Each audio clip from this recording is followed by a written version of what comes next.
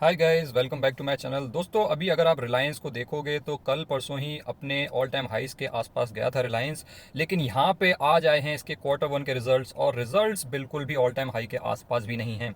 Results बहुत ज़्यादा अच्छे नहीं है दोस्तों, लेकिन आप लोगों को यहाँ पे डेप्थ में देखना बहुत ज़्यादा ज़रूरी है, क्योंकि रिलायंस जो है बहुत ज़्यादा वर्टिकल्स में काम करता है और हमें एक एक वर्टिकल देखना चाहिए, जिससे कि हमें पता चल सके कि कल को कौन सा वर्टिकल है जिसमें वैल्यू अनलॉकिंग हो सकती है। क्योंकि इसी तरीके से रिलायंस जो है ऑपरेट करता है। पहले एक सेक्टर को डिस्टर्ब करते हैं, फिर दूसरे सेक्टर को डिस्टर्ब करते हैं, फिर इन्हें लगता है हमारा कोई पिछला सेक्टर जो है अब वो आगे चल करके उतना अच्छा नहीं करेगा, तो एक और सेक्टर अपना डेवलप करते हैं। जैसे कि 7-8 साल पहले जियो का आगमन हुआ था, और अभी आगे चल करके नए नए एवेन्यूज़ में स्टार्ट कर दिया है, जैसे कि रिटेल स्टार्ट हो गया है। और आप लोगों को पता होगा green energy and clean energy में भी रिलायंस का काफ़ी ज़्यादा रुझान है। तो चलिए दोस्तों, सीधा सीधा रिजल्ट्स पे चलते हैं। ये हमने कंसोलिडेटेड रिजल्ट्स खोल लिए हैं रिलायंस के। हमें कंसोलिडेटेड रिजल्ट्स देखने चाहिए, क्योंकि हमें जानना है कि भाई सारे के सारे बिजनेसेस को मिला करके किस तरीके की परफॉर्मेंस आ रही है। ये अगर हम रेवेन्यू फ्रॉम ऑपरेशंस पे नजर डालें तो सारी फिगर्स जो हैं वो करोड्स में हैं। यहाँ पे आप देख सकते हो इस क्वार्टर में जो रेवेन्यू फ्रॉम ऑपरेशंस आया है वो आया है 2,10,831 करोड़। दोस्तों, इतनी बड़ी बड़ी फिगर्स में बार बार नहीं बोलूंगा, तो आप यहाँ पे देख सकते हो। इसके कंपैरिजन में वाई वाई बेसिस पे आप लोगों को यहाँ पे फॉल देखने को मिल रहा है। 5% का फॉल आपको यहाँ पे देखने को मिल रहा है रेवेन्यू फ्रॉम ऑपरेशंस में। वाई वाई बेसिस पे, क्वार्टर ऑन क्वार्टर बेसिस पे देखोगे आप तो यहाँ पे भी आप लोगों को फॉल देखने को मिल रहा है। 3% का फॉल आप लोगों को क्वार्टर ऑन क्वार्टर बेसिस पे देखने को मिल रहा है। यानी कि दोनों फ्रंट्स पे रेवेन्यू में गिरावट है। क्या प्रॉफिटेबिलिटी में बढ़ोतरी है? क्योंकि दोस्तों जो रेवेन्यू है, जो रिलायंस का रेवेन्यू है, वो कई बार कमोडिटी के प्राइसेस पे भी डिपेंड कर जाता है। वो क्यों करता है वो मैं अभी आप लोगों को आगे बताऊंगा। लेकिन अगर प्रॉफिट बढ़कर के आ रहे हैं तब तक तो ठीक है।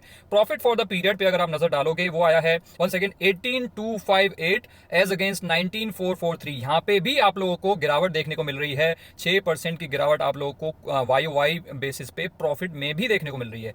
क्वार्टर ऑन क्वार्टर बेसिस पे तो थोड़ा बहुत इंप्रूवमेंट हुआ होगा, जी नहीं, बिल्कुल भी कोई इंप्रूवमेंट नहीं है। क्वार्टर ऑन क्वार्टर बेसिस पे तो और भी बहुत बड़ा फॉल है। 14% का फॉल है क्वार्टर ऑन क्वार्टर बेसिस पे रिलायंस के प्रॉफिट में। यानी कि चार फिगर्स जो सबसे ज्यादा इंपॉर्टेंट होते हैं, चारों फिगर्स में आप लोगों को यहाँ पे गिरावट ही देखने को मिल रही है। और जो स्टॉक है वो अपने 52 वीक हाई पे तो खड़ा ही है, अपने ऑल टाइम हाइस के भी काफी नजदीक खड़ा है।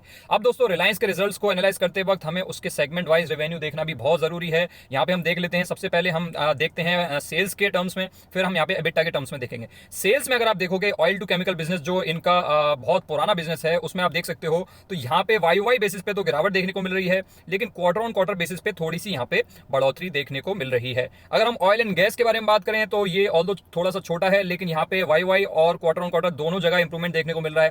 रिटेल में अगर आप देखोगे जो कि थर्ड नंबर पे है, रिटेल में थोड़ा सा जूम कर लेता हूं मैं, क्योंकि दोस्तों retail and digital services in दोनों में ही मैं सबसे ज्यादा इंटरेस्टेड हूं। इनफैक्ट हर जो शेयर होल्डर है रिलायंस का वो इन दोनों में ही सबसे ज्यादा इंटरेस्टेड है। इसमें अगर आप देखोगे तो वाई वाई बेसिस पे अच्छी खासी बढ़ोतरी है यहाँ पे रिटेल में, और क्वार्टर ऑन क्वार्टर बेसिस पे ऑलमोस्ट फ्लैट है, थोड़ी सी बढ़ोतरी है 1-2% की। तो यहाँ पे डिसेंट परफॉर्मेंस नजर आ रही है। अगर हम डिजिटल सर्विसेज पे नजर डालें तो आप यहाँ पे देख सकते हो 32,077 एज अगेंस्ट 28,512। यहाँ पे ये बढ़ करके अच्छी खासी बढ़ोतरी देखने को मिल रही है वाई वाई बेसिस पे, और इनफैक्ट यहाँ पे क्वार्टर ऑन क्वार्टर बेसिस पे भी डिसेंट परफॉर्मेंस है। यानी कि जो फ्यूचरिस्टिक बिजनेसेस हैं, जो फ्यूचर में आने वाले टाइम के ग्रोथ इंजन हैं, वो दोनों इंजन अच्छा परफॉर्म कर रहे हैं। यहां से हमें ये पता चलता है। बाकी अदर्स में भी आप देख सकते हो क्वार्टर ऑन क्वार्टर बेसिस पे अदर्स में काफी ज्यादा फॉल है, लेकिन वाई वाई बेसिस पे अच्छी खासी यहाँ पे बढ़ोतरी है। ये हम सेल्स के बारे में बात कर रहे हैं। लेकिन दोस्तों, कई बिजनेसेस होते हैं लो मार्जिन बिजनेसेस होते हैं, कई बिजनेसेस होते हैं हाई मार्जिन बिजनेसेस होते हैं। तो यहाँ पे हमें देखना है एबिटा कितना है। अब काफी लोग ये सोचते हैं कि एबिटा क्या होता है दोस्तों, तो अगर उनको फुल फॉर्म जाननी है तो ये नीचे लिखी हुई है, earnings before interest tax and etcetera, ये आप यहाँ पे देख सकते हैं। तो हम एबिटा के बारे में बात कर लेते हैं। बेसिकली दोस्तों, ये प्रॉफिट से पहले की फिगर है, नेट प्रॉफिट से पहले की फिगर है। O2C बिजनेस में अगर आप देखोगे तो यहाँ पे आप लोगों को वाई वाई बेसिस पे फॉल देखने को मिल रहा है, क्वार्टर ऑन क्वार्टर बेसिस पे देखने को फॉल देखने को मिल रहा है। यानी कि यही वो बिजनेस है जो रिलायंस को प्रॉब्लम्स दे रहा है, और इसका आगाज रिलायंस को काफी टाइम से है। इसीलिए उन्होंने अपने नए नए ग्रोथ इंजन खोजना चालू कर दिए हैं, जिसमें से रिलायंस रिटेल और रिलायंस जियो दो बहुत बड़े ग्रोथ इंजन हैं रिलायंस के लिए आगे आने वाले समय के लिए। ये बिजनेस काफी टाइम से थोड़े से डिक्लाइन पे ही चल रहा है। और दूसरा दोस्तों, ये बिजनेस जो है एक साइक्लिक बिजनेस है। ये साइक्लिक इन नेचर इसीलिए है क्योंकि ये कमोडिटी के प्राइसेस से गवर्न होता है। क्योंकि भाई रिलायंस क्या करता है, रिलायंस करता है भाई रिफाइनरी करता है, रिलायंस क्रूड ऑयल की रिफाइनरी करता है और प्रोडक्ट्स बनाता है, जैसे कि क्रूड ऑयल को रिफाइन कर करके डीजल बनाता है, पेट्रोल बनाता है।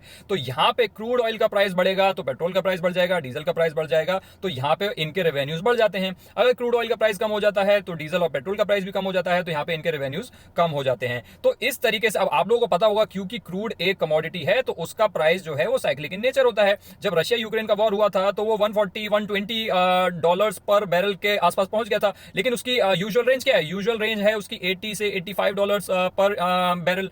तो ये रेंज वापस कभी ना कभी तो आती है, मुश्किल समय में ऊपर चली जाती है और फिर जैसे जैसे समय ठीक हो जाता है तो वापस से नीचे आ जाती है और अपनी एक स्टेबल रेंज के आसपास चलने लग जाती है। ये है क्रूड ऑयल का प्राइस। अब क्रूड ऑयल का प्राइस इस तरीके से चलेगा, साइक्लिक इन नेचर होगा, तो इनका ऑयल टू केमिकल बिजनेस भी थोड़ा सा साइक्लिक इन नेचर ही होता है, अनलेस वो अपनी इस सेल्स को बढ़ा दें। क्योंकि अगर दोस्तों सेल्स बढ़ेंगी और चाहे वो जो उसका प्राइस है वो कांस्टेंट रहे या थोड़ा बहुत ही बढ़े, तो यहाँ पे सेल्स के थ्रू ग्रोथ लाई जा सकती है। लेकिन मान लेते हैं कि सेल्स में अभी उतनी ग्रोथ नहीं आ रही है, ये थोड़ा सा बिजनेस पुराना हो चुका है, तो यहाँ पे काफी हद तक जो इनका O2C बिजनेस है वो कमोडिटी के प्राइसेस से गवर्न होता है, कमोडिटी के प्राइसेस पे डिपेंडेंट है। इसी वजह से आप लोगों को यहाँ पे जो एबिटा में गिरावट देखने को मिल रही है क्वार्टर ऑन क्वार्टर बेसिस पे, वो देखने को मिल रही है। क्योंकि ये जो Q1 गया है, इससे पिछला जो Q4 था उसमें क्रूड के प्राइसेस बहुत ज्यादा हाई थे। वहां पे रिलायंस को जो मार्जिन मिल रहे थे बिजनेस में, वैसे मार्जिन हमेशा नहीं मिलते हैं, ना ही वो मार्जिन सस्टेनेबल होते हैं। बहुत ज्यादा पैसा कमाया रिलायंस ने पिछले 3-4 क्वार्टर्स में, जब क्रूड के प्राइसेस बहुत ज्यादा बढ़े हुए थे। लेकिन दोस्तों वो चीजें सस्टेनेबल नहीं होती हैं और ये रिलायंस के शेयर होल्डर्स को पता होता है कि ये जो टेम्परेरी इनकम आ रही है ये टेम्परेरी हमेशा नहीं रहेगी। इसीलिए यहाँ पे ये जो फॉल है वो एक्सपेक्टेड था, चाहे आप वाई बेसिस पे देखें, चाहे आप क्वार्टर ऑन क्वार्टर बेसिस पे देखें। तो ऐसा नहीं था कि पता नहीं था। लेकिन दोस्तों बात ये है कि चलिए मैं इसके बारे में अभी आगे बात करूंगा। ये बात पता थी शेयर होल्डर्स को कि यहाँ पे O2C बिजनेस में गिरावट आ सकती है, ये बात हम मान लेते हैं, लेकिन इसके बारे में अभी हम आगे चार्ट पे चर्चा करेंगे। उसके अलावा ऑयल एंड गैस के एबिटा को अगर आप देखोगे तो यहाँ पे आप लोगों को अच्छी खासी ग्रोथ देखने को मिल रही है on both fronts, quarter on quarter as well as Y. Retail को देखोगे तो रिटेल में भी आप लोगों को बहुत ही शानदार ग्रोथ वाई बेसिस पे भी और क्वार्टर ऑन क्वार्टर बेसिस पे भी डिसेंट ग्रोथ देखने को मिल रही है। जबकि आप डीमार्ट में देख सकते हो, डीमार्ट में उतनी खास आपको ग्रोथ देखने को नहीं मिली थी। और अगर हम बात करें यहाँ पे डिजिटल सर्विसेज की, तो यहाँ पे डिजिटल सर्विसेज में वाई बेसिस पे अच्छी ग्रोथ है और क्वार्टर ऑन क्वार्टर बेसिस पे डिसेंट है, बहुत ज्यादा बड़ी ग्रोथ नहीं है। तो यहां से दोस्तों साफ साफ हमें पता चल रहा है कि सिर्फ और सिर्फ O2C बिजनेस ही है जो लैग बिहाइंड कर रहा है और जो सारे के सारे रिजल्ट्स को कंसोलिडेटेड बेसिस पे खराब कर रहा है। और हेडलाइन नंबर्स भी रिलायंस के रिजल्ट्स के खराब नजर आ रहे हैं। दोस्तों प्रॉब्लम्स रिजल्ट्स में नहीं है, प्रॉब्लम्स है कहां?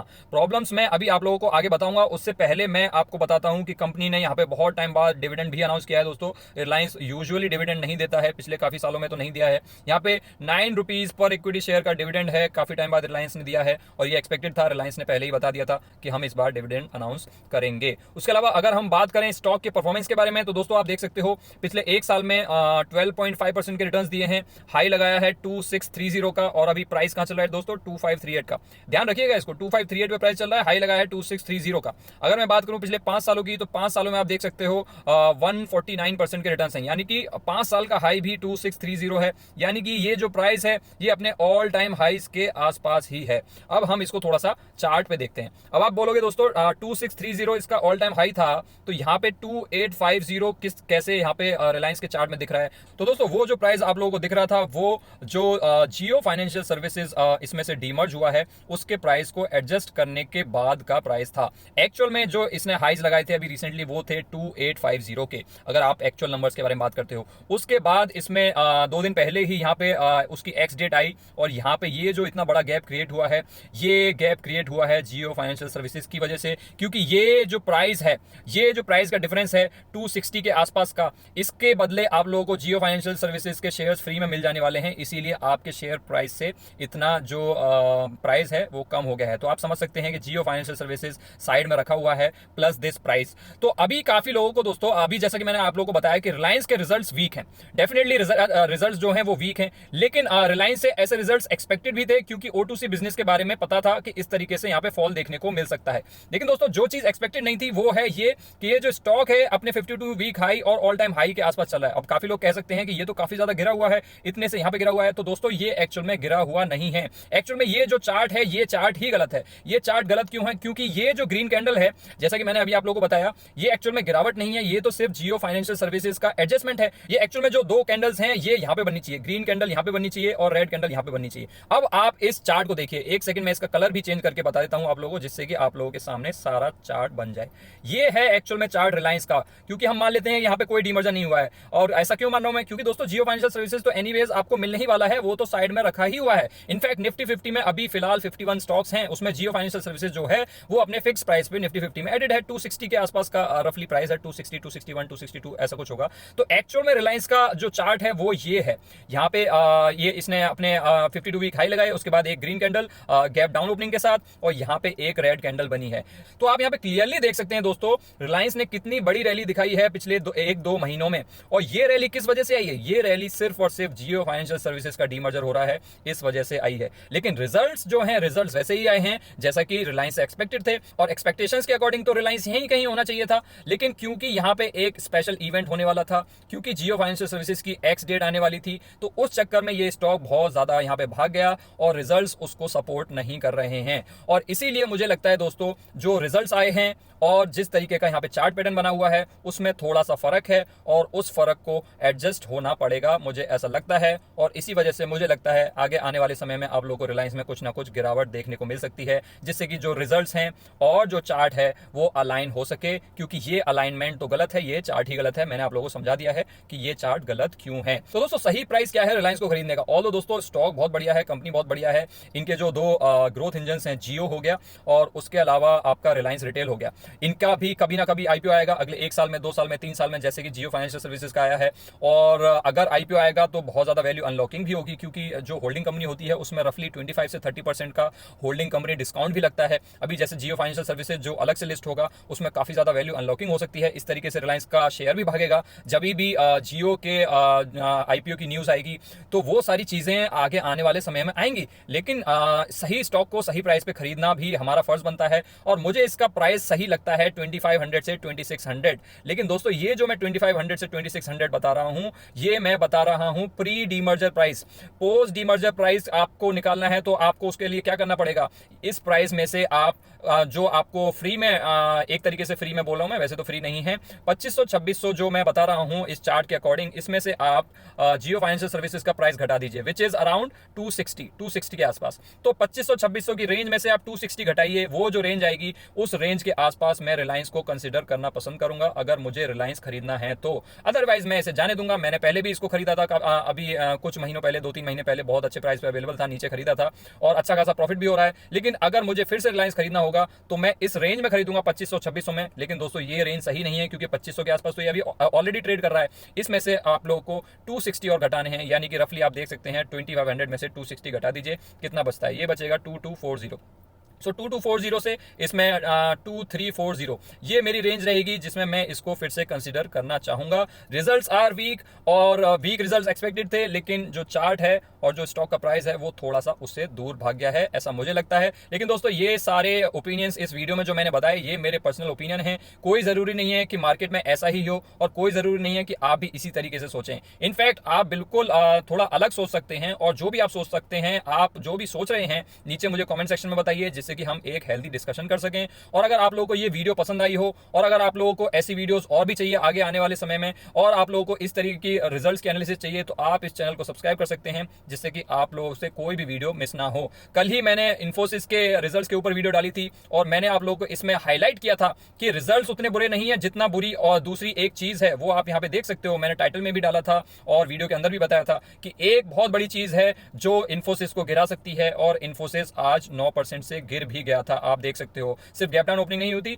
At the end of the day भी 8-9% के आसपास गिर के ही क्लोज हुआ है। सो इस तरीके की इंसाइटफुल वीडियोस के लिए दोस्तों चैनल को सब्सक्राइब कर लीजिए। और अगर आप हमारे चैनल के और भी ज्यादा क्लोज आना चाहते हैं, अगर आप ऑप्शंस ट्रेडिंग सीखना चाहते हैं, तो आप ज्वाइन बटन को क्लिक करके मेंबरशिप्स को एक्सप्लोर कर सकते हैं और अपने अकॉर्डिंग ज्वाइन कर सकते हैं। ये ज्वाइन बटन का लिंक आप लोगों को नीचे फर्स्ट कमेंट में भी मिल जाएगा, और आप लोगों को सब्सक्राइब बटन के बगल में ज्वाइन बटन भी दिख जाएगा, तो वहां से क्लिक करके ज्वाइन कर सकते हैं। Thanks for watching guys, I will see you next time.